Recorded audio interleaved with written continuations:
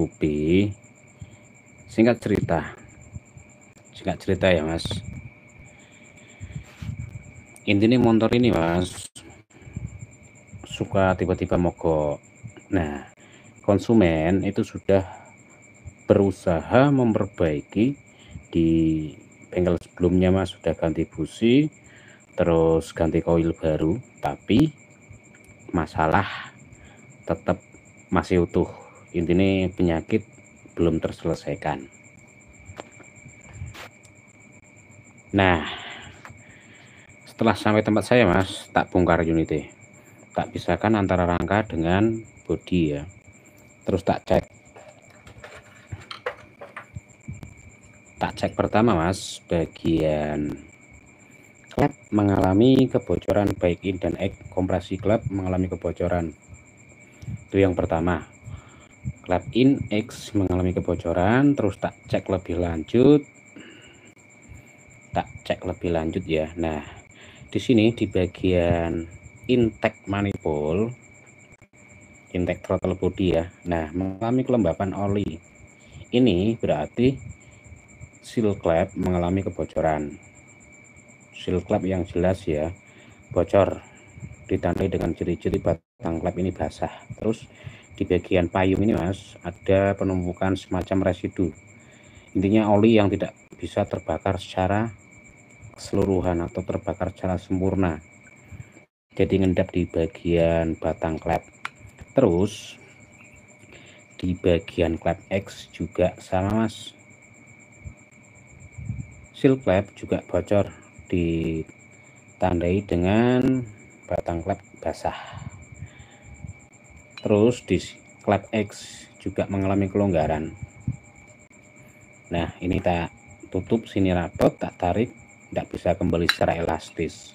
Tapi kalau yang in ya Mas, tak tutup rapet terus tak tarik, nah masih bisa kembali secara elastis. Tak pastikan bos klep in masih bagus. Terus selanjutnya Mas, nah nyawa paling penting Mas, berkaitan dengan piston. Intinya ring bilas atau ring cacingnya Mas sudah mengalami ngelok atau tidak bisa elastis ya, tidak bisa menahan kompresi sama oli sehingga masuk ke bagian kepala piston. Nah, ditandai ini kalau di sini ada kerak Mas, dua kemungkinan antara seal klep sama ring oli. Nah, kebetulan di sini ada berapa lubang ini, 1 2 3 4 5. Ini Mas sudah mengalami penyumbatan secara keseluruhan. Ini kan sebagai input oli yang masuk ke sini membasahi bagian dinding bagian punggung piston ya. Nah, karena ini macet ringnya Mas, ring kecil, ring oli ini macet sehingga tidak bisa menahan oli.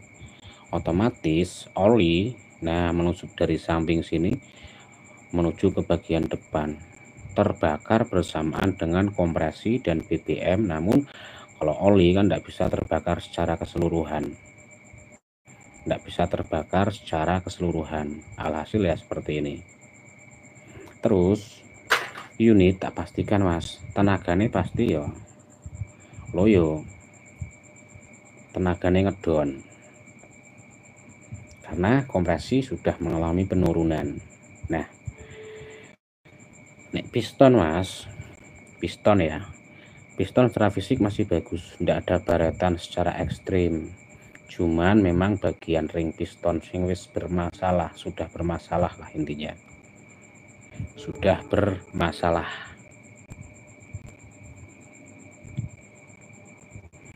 Ada dua versi sebenarnya.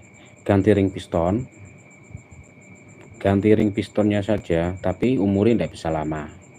Kalau saran saya Mas, ganti piston set yang original, satu set dengan ring piston. Takutnya Mas kalau cuman ganti ring pistonnya, karena di sini ada, nah ini sisa kerak-kerak ini kan sudah menyatu dengan buring ini Mas. Takutnya nanti ya kalau tak bersihkan bagian keraknya ini Mas, otomatis nanti untuk diameter kepersisian antara piston sama buring itu tidak maksimal, malah longgar.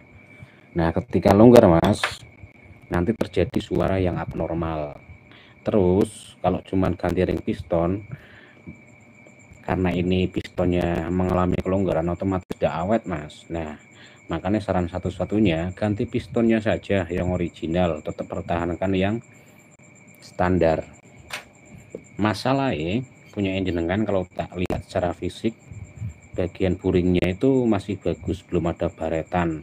Terus honingnya juga masih terlihat, honing bawaan unit atau bawaan pabrik ya. Nah masih terlihat Mas, masih bagus.